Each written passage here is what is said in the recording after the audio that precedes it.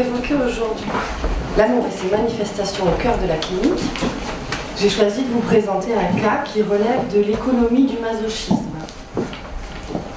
Engageons-nous par la philosophie de Roland Barthes dans l'une des figures des fragments du discours amoureux, publié en 1977, que l'auteur intitule « Ça ne peut pas continuer ».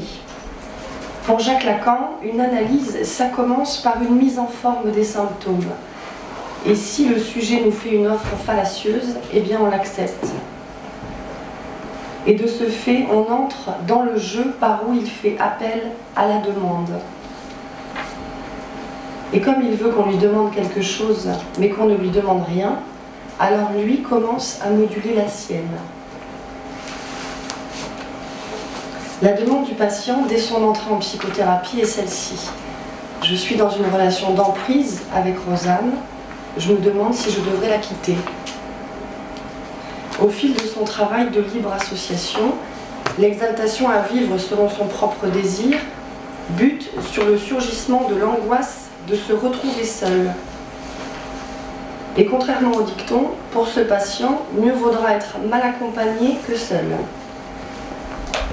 Car c'est bien là que réside la puissance du moi, par la coloration qu'elle impose au réel, par ce mirage, d'une misère qui serait moins pénible au soleil. Et c'est vrai que pour le moi qui voudrait se voir pousser des ailes, l'économie du couple propose cette belle échappée à bas prix. À deux, on sera plus fort que seul.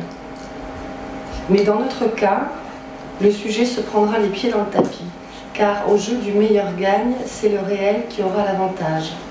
Et de cet ego regonflé, de cette conscience centrifuge du moi, une opération inconsciente œuvre dans laquelle et par laquelle le moi, lui, ne se possède pas. L'ego reste tout au contraire aliéné au manque à être qu'il a fait naître.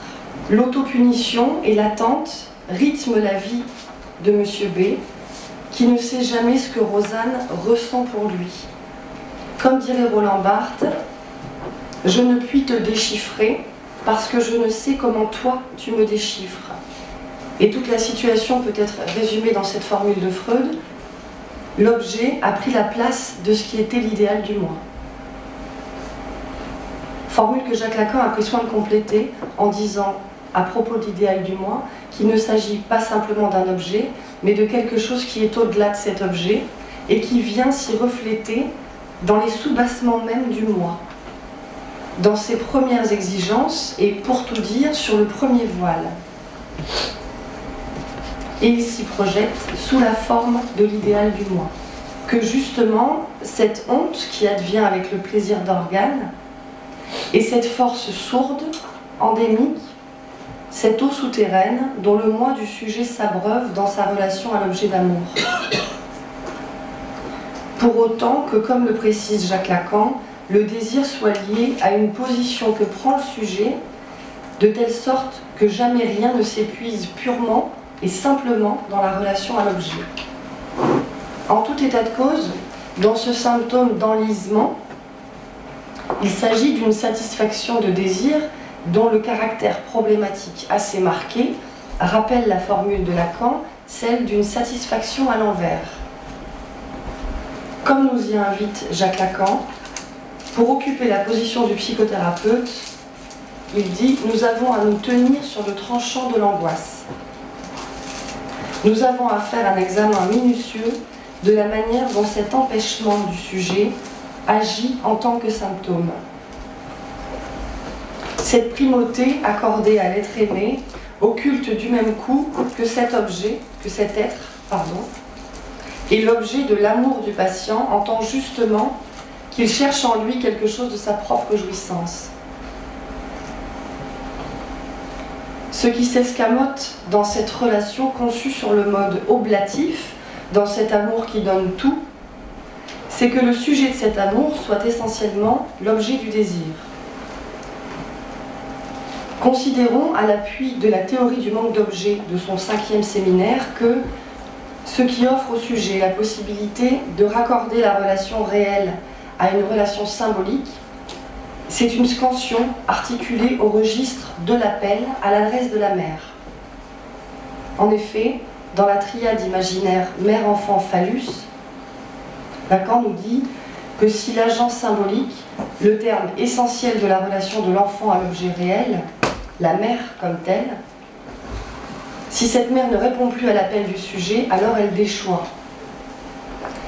Et si jusque-là la mère existait dans la structuration psychique du sujet en tant qu'agent, distincte de l'objet réel de satisfaction de l'enfant, lorsqu'elle ne répond plus, elle sort de la structure et devient réelle, c'est-à-dire qu'elle devient une puissance. Alors l'objet vaudra comme ce témoignage d'un don offert par la puissance matérielle.